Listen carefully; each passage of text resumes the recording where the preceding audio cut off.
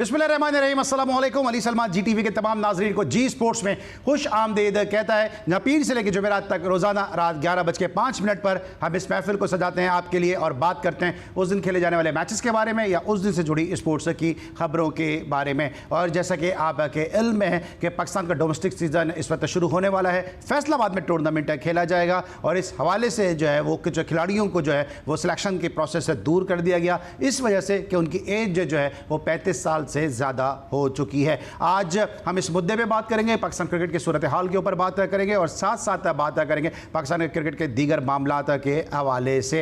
लेकिन जहां पाकिस्तान क्रिकेट की बात करते हैं वहां पे पाकिस्तान वीमेंस क्रिकेट को भी गाए बगाए हम अपने शो का हिस्सा बनाते हैं। और पाकिस्तान क्रिकेट बोर्ड न जाने कौन इनको मशवरे दे रहा है, कौन जो है वो इनका एडवाइज़र है, क्योंकि जो लोग पाकिस्तान क्रिकेट बोर्ड के करीब हैं शायद वो ये चाहते ही नहीं कि ग्रास रूट लेवल पे पाकिस्तान की जो स्ट्रक्चर है क्रिकेट का वो बेहतर हो सके। अजीब और गरीब वो फैसले किए जा रहे हैं। अभी एक वीमेंस का टूर्नामेंट जिसका आगाज़ होने वाला है 17 सितंबर से जो 6 रीजन की टीमों के दरमियान खेला जाएगा और अंडर 19 का ये टूर्नामेंट है, under 19 T20 women's tournament.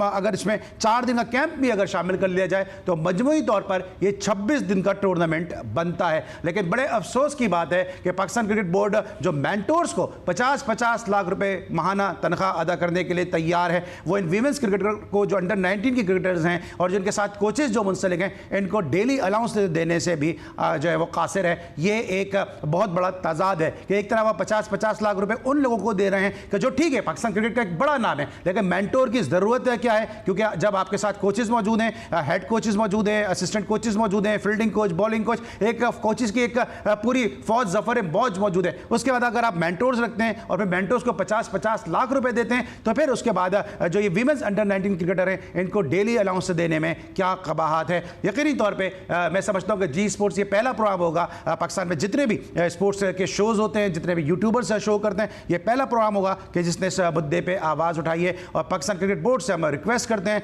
Khurram Niazi साहब से, जो बहुत ही फाल जो है और बहुत ही एनर्जेटिक जो है वो एक इंसान है और जो डोमेस्टिक क्रिकेट के हवाले से काम भी कर रहे हैं, अपने तय कोशिश भी कर रहे हैं, उनकी तवज्जो हम इस जानिब ज़रूर दिलाएंगे कि पाकिस्तान की जो ये अंडर 19 वीमेंस क्रिकेटर हैं इनके मुस्तकबिल का भी ख्याल किया जाए और इनके भी डेली अलाउंसेस को, उनके कोचेस जो साथ साथ इनके मुंसलिक हैं उनको जो कोचिंग को जो डेली अलाउंस दिए जाएं। आज प्रोग्राम में बहुत कुछ होगा, डोमेस्टिक को हम ज़्यादा टच करेंगे, लेकिन सबसे पहले प्रोग्राम का फॉर्मेट आज की top stories.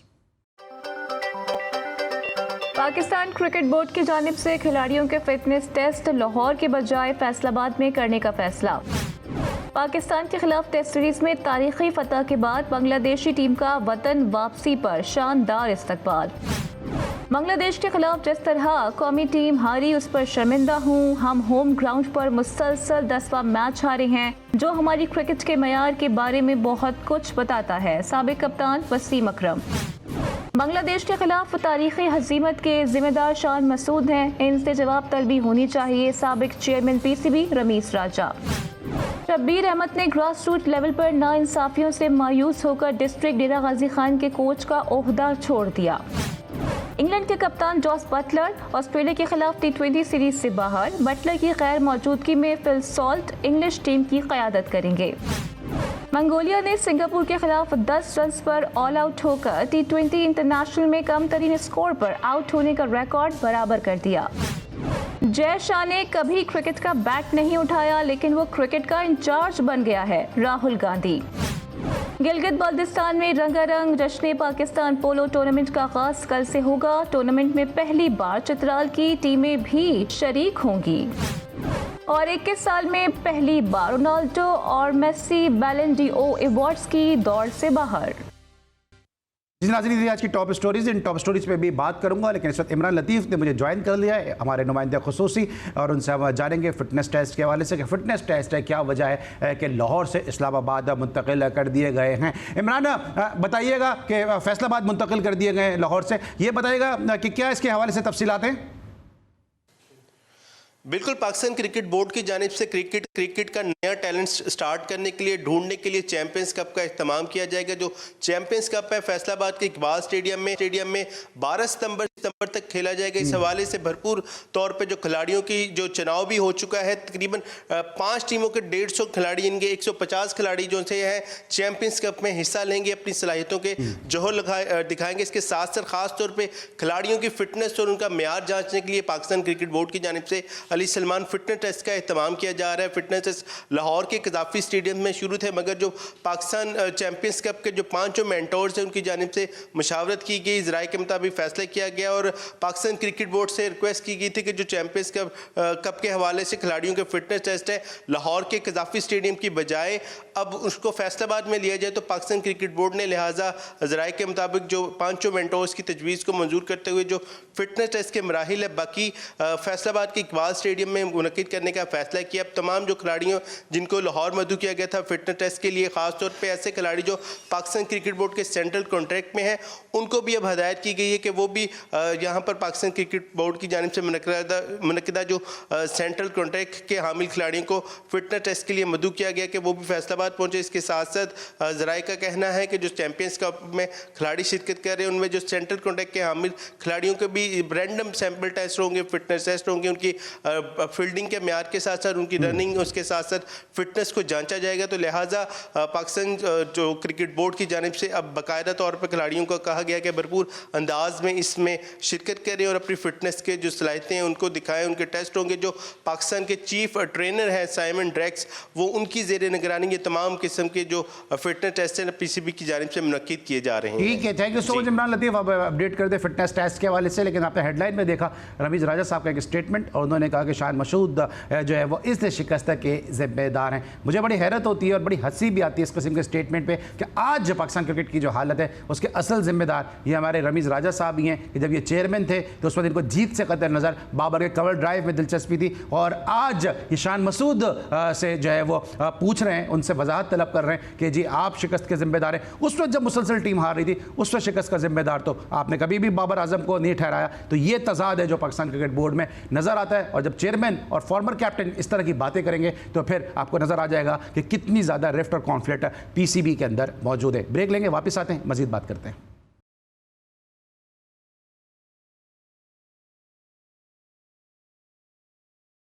Welcome back after the break. और ब्रेक पर जाने से पहले हम बात कर रहे थे हेडलाइंस के हवाले से, इमरान लतीफ़ हमें अपडेट कर रहे थे, लेकिन इस वक्त मेरे साथ टेलीफोन लाइन पर एक ऐसी ज़बरदस्त शख्सियत मौजूद है कि उनकी बदकिस्मती नहीं बल्कि पाकिस्तान की बदकिस्मती है कि वो पाकिस्तान के लिए ज़्यादा नहीं खेल सके। पाकिस्तान के लिए उन्होंने 29 वनडे मैचेस खेले, 26 T20 इंटरनेशनल मैचेस खेले और एक ऐसा प्लेयर आहिस्ता आहिस्ता डेवलप हो रहा था कि जिसके बारे में कहा जा रहा था कि आगे चल के ये पाकिस्तान टीम को लीड भी कर सकता है और इनको इंज़मामुल ख़ैर सानी कहा जा रहा था। हमारी कोशिश होती है कि जो भी परफॉर्मर हैं उनको अपने शो में मदऊ करें और साथ साथ अपने दोस्तों को भी हम याद रखें। तो आज 2 पाकिस्तान के ऐसे प्लेयर्स अपनी सालगिरह को सेलिब्रेट कर रहे हैं, जिसमें से एक ने पाकिस्तान को बांग्लादेश के खिलाफ एशिया कप के तारीखी मैच में फाइनल में फतह दिलाई और उनके कैरियर का जो आखिरी टेस्ट मैच था वो 5 सितंबर को ही इख्तिताम पे पहुंच रहा था और आज जो पहला टेस्ट मैच था वो 5 सितंबर को इख्तिताम हुआ उस टेस्ट मैच का और आज 5 सितंबर है। आज एजाज चीमा अपनी सालगिरह को सेलिब्रेट कर रहे हैं। पाकिस्तान के स्पीड स्टार एजाज को हमारी जानिब से सालगिरह की बहुत बहुत मुबारकबाद और साथ साथ पाकिस्तान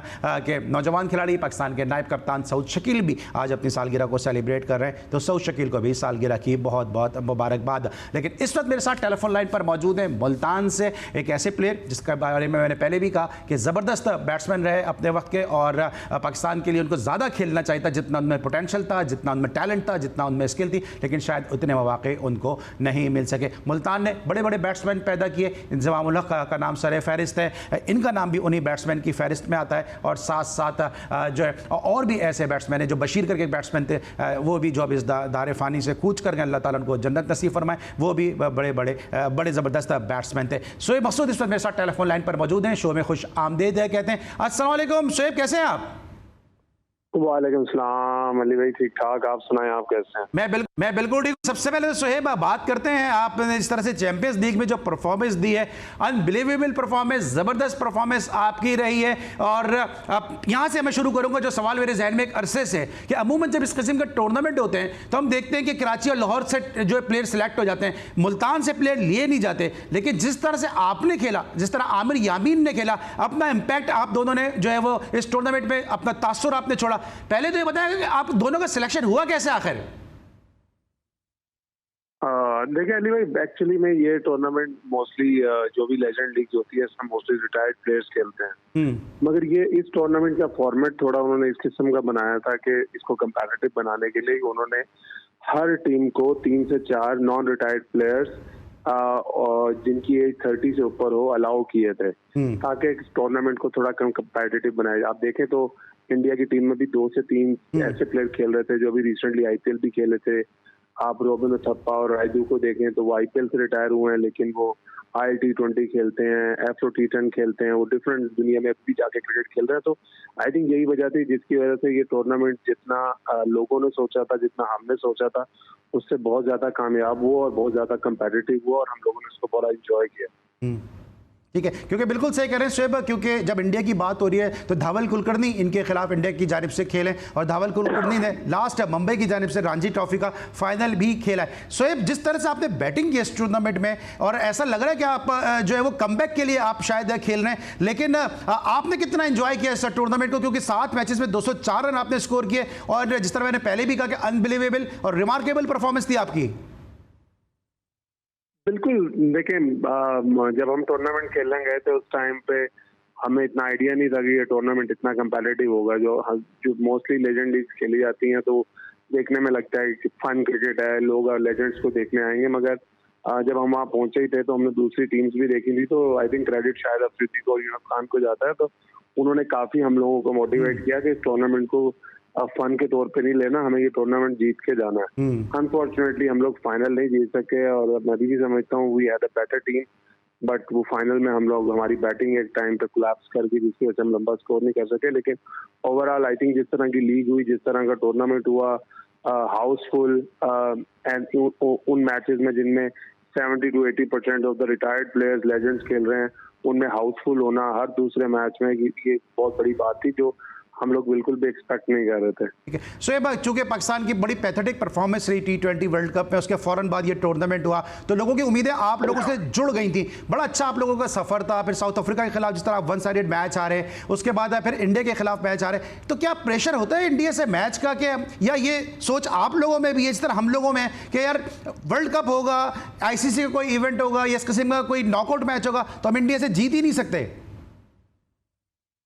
नहीं, देखें जब पाकिस्तान की जो असल टीम खेलती है इंडिया के खिलाफ, ऑब्वियसली मैं ये कहीं ना कहीं back of the mind psychologically आपके बैक ऑफ द माइंड होता है कि आप हमेशा इंडिया से वर्ल्ड कप में हारते हैं। जब मैं भी इंडिया के खिलाफ 3-4 दफा वर्ल्ड कप के मैचेस खेला हूँ, कहीं ना कहीं बैक ऑफ द माइंड ये चीजें होती हैं और ये चीज आपको प्रेशर में लेकर भी आती है। लेकिन आई थिंक ये जो लेजेंड लीग हुई थी उसमें एज सच भी प्रेशर नहीं था। मुझे लगता है कि हम लोग फाइनल में कुछ ज्यादा ही ओवर कॉन्फिडेंट इन अ वे थे कि हम लोग जिस तरह की पिच थी, हमने उस तरह की पिच को रिस्पेक्ट नहीं दी और हमने जिस तरह पहले इंडिया के खिलाफ 250 रन किए थे, हम उसी मोमेंटम से खेलने की कोशिश की। लेकिन जो फाइनल वाला पिच था वो डिफरेंट था, वो काफी एक अंडर प्रिपेयर्ड पिच था, टर्निंग ट्रैक था। आई थिंक वहाँ पे हमने बड़ी रेकलेस शॉटें खेली, जिसकी वजह अगर हम 170 रन करते तो वो उस पिच पे विनिंग टोटल हो सकता था। लेकिन हमारा माइंड सेट जो था एज ए बैटिंग टीम वो 250 की तरफ था। ठीक है शोएब, आप माशाल्लाह पाकिस्तान के, मैं ज़ाती तौर पे आपको जानता हूं कि पाकिस्तान के आप चंद आला तालीम याफ्ता तरीन क्रिकेटर्स में शामिल हैं।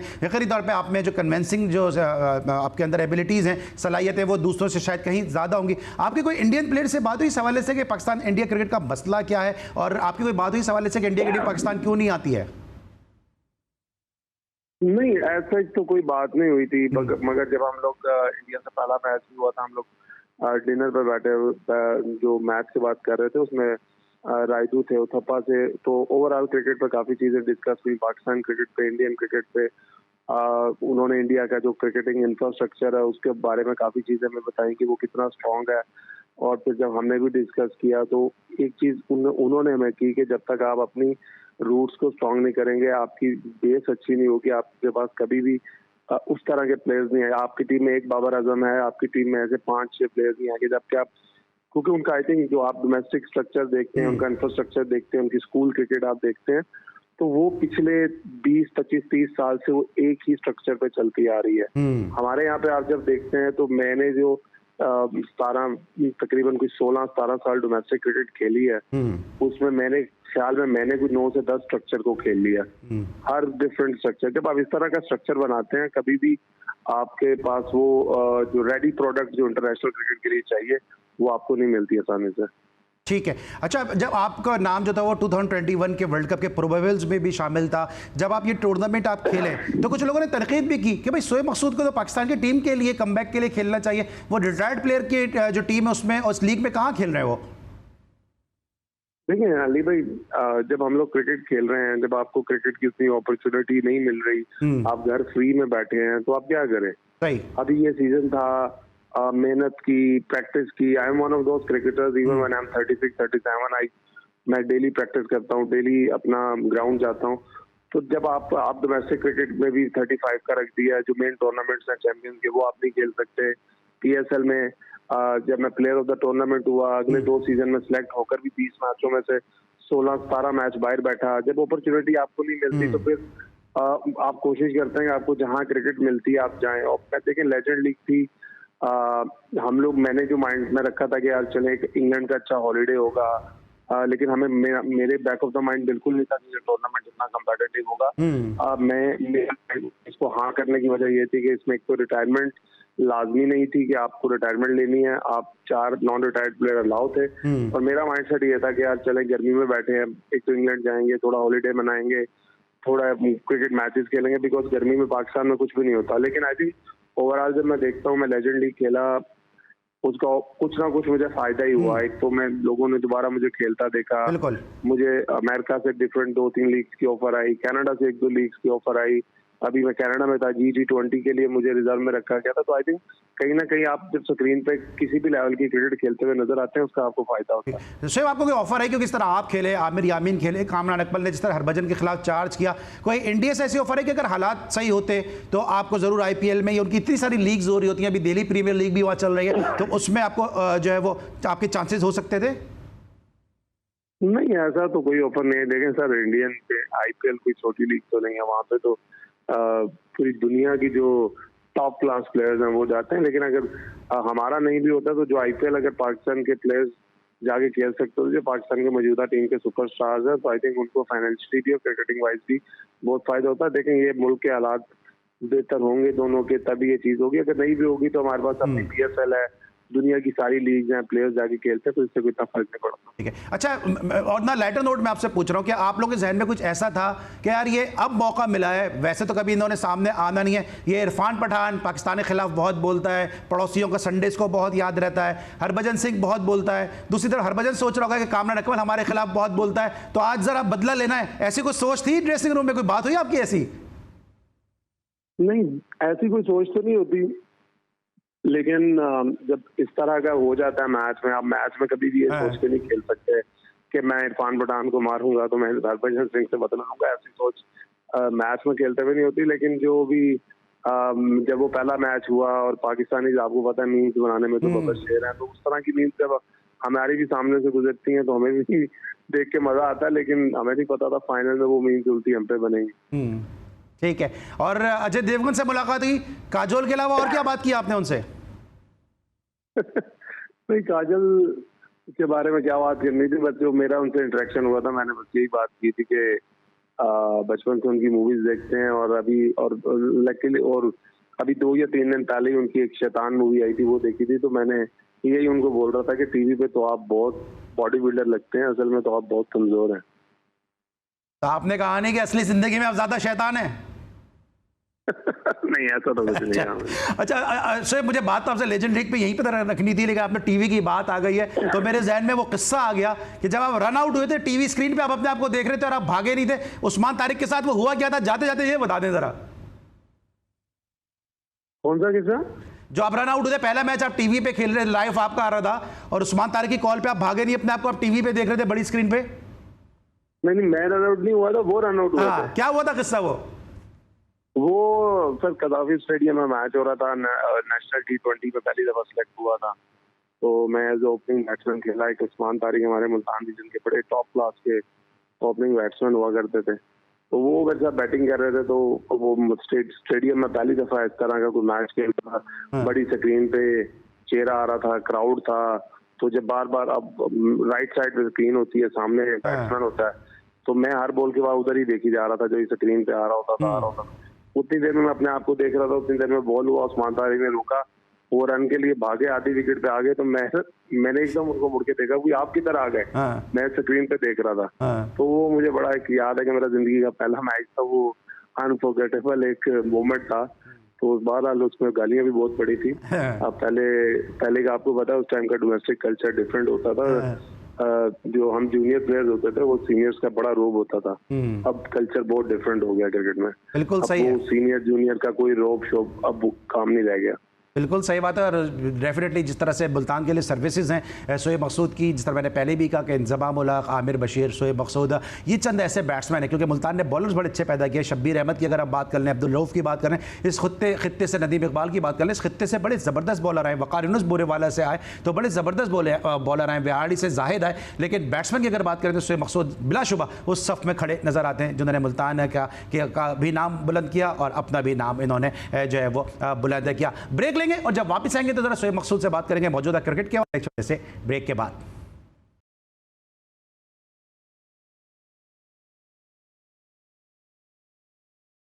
Welcome back after the break. और ब्रेक पर जाने से पहले हम बात करते हैं पाकिस्तान क्रिकेट के बारे में, पाकिस्तान के ज़बरदस्त बैट्समैन शोएब मकसूद से। अब चूंकि ये चैंपियंस लीग खेल कर आए, इंडियन प्लेयर के साथ इनकी मुलाकात हुई है, तो ज़रा इंडियन क्रिकेट के हवाले से बात करेंगे। शोएब, आपको क्या लगता है कि पाकिस्तान की क्रिकेट अब क्यों पीछे चली गई है? इंडिया की क्रिकेट क्यों हमसे आगे जा रही है?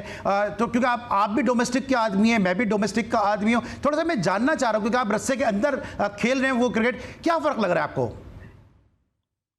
देखिए मैंने पहले भी अभी कुछ देर पहले भी यही बात की थी कि उन लोगों का, जिन भी दुनिया की कंट्रीज को आप देखते हैं ना, जिनका डोमेस्टिक स्ट्रक्चर बड़ा स्ट्रांग है और उसमें कंसिस्टेंसी बहुत ज्यादा है और बहुत सालों से उनका एक डोमेस्टिक स्ट्रक्चर चल रहा है, आप उनकी नेशनल टीम में भी आपको देखने को मिलता है कि रेडी प्रोडक्ट्स जो कि इंटरनेशनल क्रिकेट के लिए चाहिए वो आती हैं और उनकी टीम हमेशा कभी भी क्लैप्स नहीं करती, उनकी टीम हमेशा स्ट्रेंथ टू स्ट्रेंथ ऊपर जाती है। हमारे यहाँ पे सर डोमेस्टिक स्ट्रक्चर इतनी दफा चेंज होता है। मैंने आपको बताया कि मैंने अपना 16-17 साल का जो डोमेस्टिक का करियर है उसमें 9-10-11 डिफरेंट किस्म के सेटअप्स में क्रिकेट खेली है।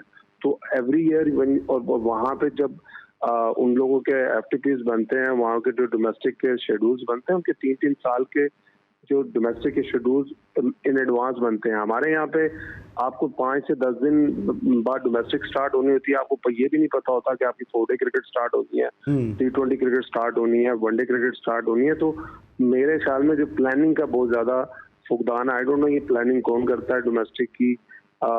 मेरे ख्याल में जो पाकिस्तान के लेजेंड्स हैं, क्रिकेटर्स हैं, कि उनकी ड्यूटी होनी चाहिए कि जो जैसे मिसबाह उल हक हो गए और यूनुस खान हो गए, शाहिद अफरीदी हो गए, आई थिंक जो इस तरह के प्लेयर्स हैं, या जो लेटली प्लेयर्स जो शुएब मलिक, सुहेल तनवीर, जो इस तरह के प्लेयर्स हैं जो अभी रिटायर हुए हैं, कुछ खेल रहे हैं, इस तरह के लोगों को आगे आके हमारी डोमेस्टिक क्रिकेट का स्ट्रक्चर बनाना चाहिए, ना कि वो लोग बनाएंगे जिन्होंने खुद क्रिकेट नहीं खेली और उनको क्रिकेट का इतना पता भी नहीं है। अच्छा शोएब, बतौर बैट्समैन आप क्या समझते हैं कि हमारे बैट्समैन क्या बैटिंग का आर्ट भूल गए हैं? क्योंकि अभी आपने भी देखा होगा, हमने भी देखा पिंडी टेस्ट में इस तरह हमने विकेट थ्रो किए हैं, और इंडिया में अगर हम देखते हैं तो उनकी शायद रणजी ट्रॉफी में पिचेस ऐसी बनाई जाती हैं कि जब लंबी इनिंग खेलने की आदत डाली जाती है। किस तरह से कंपेरिजन करेंगे बतौर बैट्समैन? देखें अली भाई, जो इंडिया का जो चीज है ना, तो इंडिया को अपनी स्ट्रेंथ का पता है। जब वो अपनी होम पे खेलते हैं, वो ये रीजन है कि मैं कहीं कल पढ़ रहा था कि 5000 दिन हो गए उनको टेस्ट सीरीज हारे हुए अपने होम पे। तो उनको पता है कि उनकी स्ट्रेंथ क्या है, उन्होंने किस तरह की पिचेस बनानी। पाकिस्तान को तो यही नहीं पता कि हमारी स्ट्रेंथ फास्ट बॉलिंग है, हमारी स्ट्रेंथ बैटिंग है, स्पिनर्स हमारे पास क्वालिटी के नहीं है। लेकिन फिर भी मुझे ये जो बांग्लादेश के खिलाफ पिचेस बनी है, एटलीस्ट ये देख के खुशी हुई कि कोशिश की गई है कि रिजल्ट ओरिएंटेड पिचेस बनाई जाएं, जबकि जो पिछली 3-4 सीरीजें पाकिस्तान में हुई थी, मैं एज ए क्रिकेटर भी बता रहा हूँ कि मेरा देखने को दिल नहीं करता था। पहले 1 घंटे का खेल होता था तो पता चल जाता था कि 5 दिन में 2 इनिंग्स होंगी, तो वो टेस्ट क्रिकेट के लिए अच्छी नहीं है। ऑब्वियसली ये पिचेस इस तरह की बनी थी। ऑब्वियसली हम जीतते तो खुशी होती कि, लेकिन हमें अब हमारे, अगर आप फास्ट बॉलर्स को देखते हैं, हमारे जो सुपरस्टार फास्ट बॉलर्स हैं, जो हमारे पास क्वालिटी स्पिनर्स नहीं है, उनको रेड बॉल क्रिकेट की इतनी आदत रही नहीं। कल मैं कहीं पढ़ रहा था कि शहीन शाह ने टेस्ट क्रिकेट को हटा दो तो टोटल 8 से 9 फर्स्ट क्लास मैच खेले हैं। आप नसीम शाह को देखो तो टोटल 10 से 12 फर्स्ट क्लास मैच खेले हैं। आप जबकि इंडिया जाते हो तो उनका प्लेयर टेस्ट क्रिकेट में आने से पहले 30 से 40 फर्स्ट क्लास मैच खेला होता है। जब आप red ball cricket, white ball cricket में बहुत फर्क है सर। रेड बॉल इसलिए उसको एक ultimate format of the game बोला जाता है कि वो एक्चुअल में आपका टेस्ट है वो, और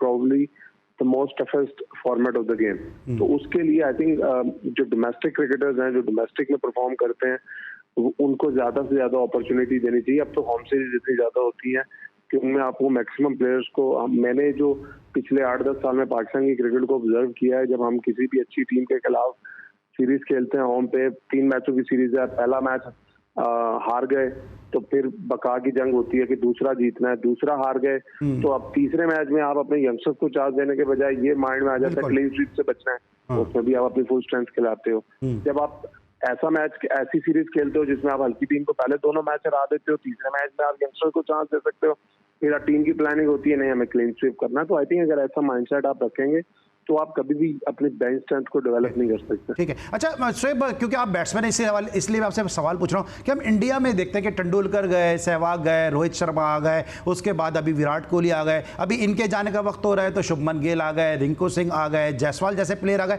हम बाबर आजम के अलावा कोई और प्लेयर डेवलप क्यों नहीं कर सके?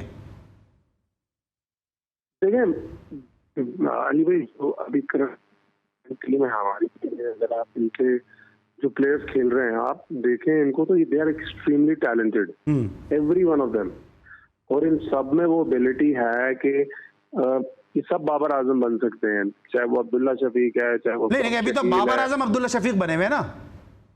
सर बाबर आजम तो सर देखें वो ग्रेट प्लेयर हैं, किसी पे ऐसा टाइम आता है वो इस टाइम से भी अल्लाह करेगा निकल आएंगे, और वो आप देख लें जब वो स्कोर नहीं करते हैं तो पाकिस्तान की बैटिंग बहुत ज्यादा एक्सपोज होती है। और अब ये आई थिंक इसमें बाबर आजम के भी कैरेक्टर का टेस्ट है कि जब से वो 2015 से अपना इंटरनेशनल कैरियर उन्होंने स्टार्ट देखा, उन्होंने बैटिंग में सिर्फ रूज ही देखा है, उन पर कभी कोई इस तरह का मुश्किल टाइम नहीं आया। और मुश्किल टाइम में ही आपके असल कैरेक्टर का और आपकी पर्सनालिटी का और मेंटल टफनेस का पता चलता है, जो कि उनकी बॉडी लैंग्वेज से पता भी चल रहा है कि he is frustrated, he is under pressure. Obviously उनके फ्रस्ट्रेशन ये नहीं होगी कि मैं टीम से ड्रॉप ना हो जाऊं, मुझे ड्रॉप ना कर दें। Obviously he is too good a player के उसको कोई ऐसे कहेंगे आप टीम से ड्रॉप हो जाओगे। एक प्लेयर का अपना एक लेवल भी होता है, जब उस लेवल की परफॉर्मेंस नहीं दे रहा होता फ्रस्ट्रेशन आती है। लेकिन आई थिंक ऐसे प्लेयर्स को एक आधी सीरीज चाहिए होती है, वो दोबारा ट्रैक पे आ जाते हैं। पाकिस्तान की क्रिकेट टीम को बेहतर परफॉर्म करने के लिए आगे जाके जो टेस्ट सीरीज आनी है हमारी बड़ी इंग्लैंड वगैरह के खिलाफ, अगर बाबर आजम आपके रन करेंगे तो आप देखेंगे कि आपके दूसरे बैट्समैन भी चिकन करेंगे, वो भी लंबे रन करेंगे। अच्छा, बतौर बैट्समैन, बतौर इंटरनेशनल क्रिकेटर, बतौर स्टार, आप क्या समझते हैं कि जितनी तनकीद होती है मीडिया पे, सोशल मीडिया पे, जिस तरह भी विराट कोहली पे तनकीद हो रही थी T20 वर्ल्ड कप में, बहुत लोग कह रहे थे उनको ड्रॉप कर दें, लेकिन इंडिया ने उन पर एतमाद रखा, उनको फाइनल तक जो है वो उनको टीम में रखा और फाइनल भी विराट कोहली ने ही जितवाया। इसी तरह आपको लगता है कि पाकिस्तान में भी बाबर आजम पे बहुत ज़्यादा तनकीद हो रही है, तो ये जब तनकीद आप लोगों तक पहुँचती है उस वक्त आप लोग किस तरह से इसको हैंडल करते हैं, और फिर आप कहीं ना कहीं क्या ये नेगेटिव इंपैक्ट डालती है आपकी परफॉर्मेंस पे? देखें अली भाई, आप डजंट मैटर, आप जितने भी मेंटली स्ट्रॉन्ग इंसान हैं, आप जितने भी बड़े प्लेयर हैं, ये हो नहीं सकता कि जब आप लोग आपको बुरा भला कह रहे हैं, आप तक क्रिटिसिज्म कर रहे हो और आप उसको पढ़ रहे हो, वो आपको ज़हनी तौर पे इफेक्ट ना करे। वो करती, आई थिंक ऐसी सिचुएशन में बहुत बेहतर होता है कि आप सोशल मीडिया से दूर रहें और ज़्यादा चीज़ों को ना पढ़ें अपने बारे में कि लोग क्या बोल रहे हैं क्या नहीं बोल रहे, अपनी गेम पे फोकस करें। और आई थिंक उनको बताने की जरूरत कोई इतनी है नहीं, जितने वो प्रोफेशनल हैं और जितना उनका लेकिन वर्क एथिक्स जितने उनके अच्छे हैं। लेकिन मैंने जैसे भी पहले भी कहा कि 9-10 साल के कैरियर में पहली दफा उनका कैरेक्टर टेस्ट हो रहा है कि वो मेंटली कितने टफ हैं, कि वो गिरे हैं अब वो उठेंगे कैसे, क्योंकि उन्होंने अभी तक सिर्फ उड़ान देखी है। 9 साल में वो इतने कंसिस्टेंट है, उन्होंने इतने रन किए हैं कि जब वो 2-4 मैच रन नहीं करते तो ऐसे लगता है कि वो बहुत ज्यादा फ्लॉप हो गए। और जब कोई भी किसी भी कंट्री का जो फ्लैगशिप प्लेयर होता है, जो उनका फेस होता है टीम का, जब वो रन नहीं करता है तो सारे तोपों के रुख भी उसकी तरफ होते हैं, क्रिटिसिज्म भी उसकी तरफ होता है। और ये आई थिंक इसको कोई बुरी तरह नहीं लेना चाहिए, क्योंकि जब बाबर आजम रन करते हैं, जितनी तारीफ और जितनी अप्रिसिएशन उनको मिलती है, किसी और को रन किसी और को नहीं मिलती। बिल्कुल सही मोहम्मद रिजवान भी बहुत रन करते हैं सर, हर फॉर्मेट में रन करते हैं। क्या उनको इतनी अप्रिसिएशन मिलती है जितनी बाबर आजम को मिलती है? नहीं मिलती। उनके पास होगी नहीं ना, ट्विटर की उनके पास आर्मी होगी ना, जो ट्विटर पर के लिए ट्वीट करती रहे। सर ट्विटर आर्मी आप जो भी कह ले, वो देखें, वो चीजें होती हैं, वो आजकल पे हर कोई करता है, लेकिन आप इस चीज को डिनाई नहीं करते कि that he is the face of Pakistan cricket right now. ठीक है। शोएब मकसूद के साथ गुफ्तगू का सिलसिला जारी है। ब्रेक लेंगे, वापस आएंगे तो मजीद बात कर जबरदस्त बैट्समैन शोएब मकसूद से। मिलते एक छोटे से ब्रेक के बाद।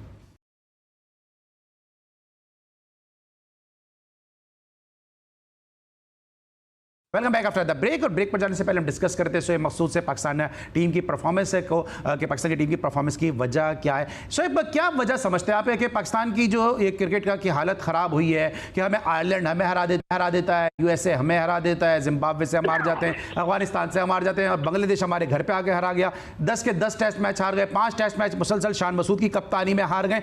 क्या वजह समझते हैं कि डोमेस्टिक से खिलवाड़ है, जूनियर लेवल पे जो हम कर रहे हैं, सियासत जो हो रही है, जिसके साथ शब्बीर ने भी डेरा गाजी खान की कोचिंग छोड़ दी, क्या ये सब उसी की वजह है?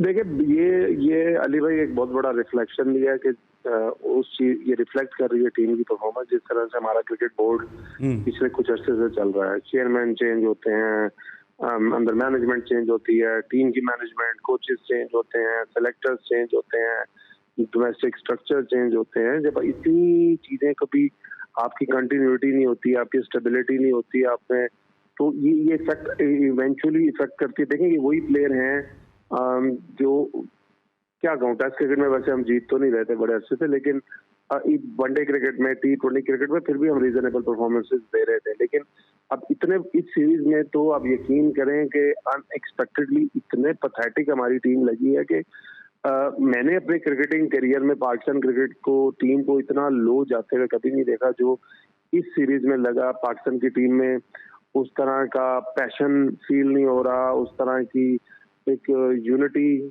और फील नहीं हो रही, एक जीतने का जज्बा फील नहीं हो रहा। आई डोंट नो उसके क्या रीजंस है, मगर एक फीलिंग आ रही होती है जब टीम बाबर आजम के अंडर खेल रही होती थी। जब 2021 में मैं भी उस टीम का हिस्सा था, तो एक वो बाबर आजम को एक लीडर माना जाता था, टीम यूनाइटेड थी। वो देखें, बेशक टीम सेमीफाइनल फाइनल में आके हारती थी, लेकिन टीम एक पैशन लग रहा होता था। टेस्ट क्रिकेट में हम तब भी नहीं जीतते थे, लेकिन वो टीम बिखरी बिखरी सी लग रही है पिछले 6-8 महीने से।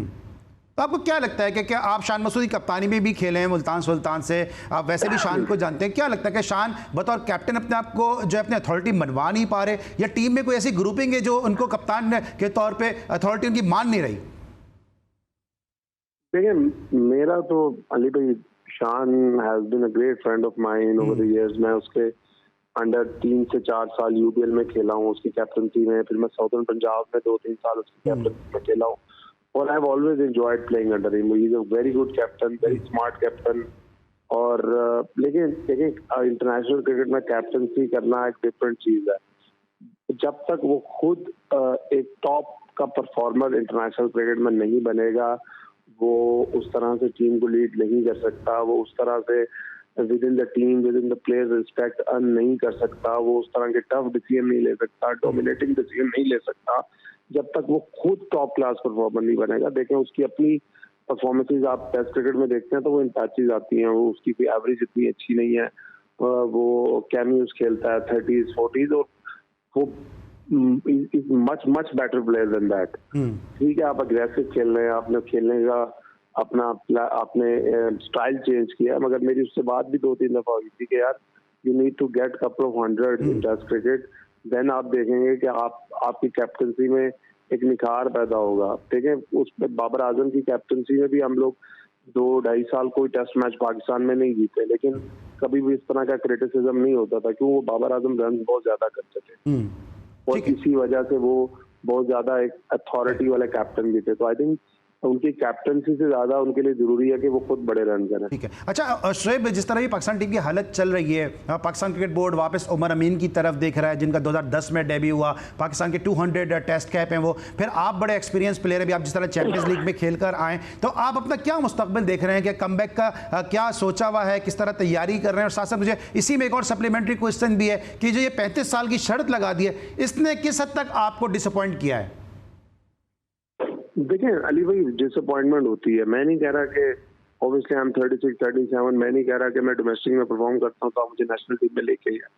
ऑब्वियसली नेशनल टीम में when you are picking someone you are looking for the future also, लेकिन फ्यूचर का मतलब ये नहीं है कि आप 20 साल के लड़के को सिलेक्ट कर लें, लेकिन आपको अपने डोमेस्टिक क्रिकेट को कंपेटिटिव रखने के लिए, डोमेस्टिक क्रिकेट का कंपटीशन अच्छा रखने के लिए आपको एक्सपीरियंस डोमेस्टिक प्लेयर्स, वो इंटरनेशनल क्रिकेटर्स हमारी तरह के जो नेशनल टीम से ड्रॉप है मगर वो रेगुलरली डोमेस्टिक क्रिकेट खेलते हैं, उनका खेलना बहुत जरूरी है। बिकॉज देखे मैंने जब ये ट्वीट भी की थी, मैंने अपनी बात नहीं की थी, मैं अल्लाह का शुक्र है मैं फाइनेंशियली स्टेबल हूँ।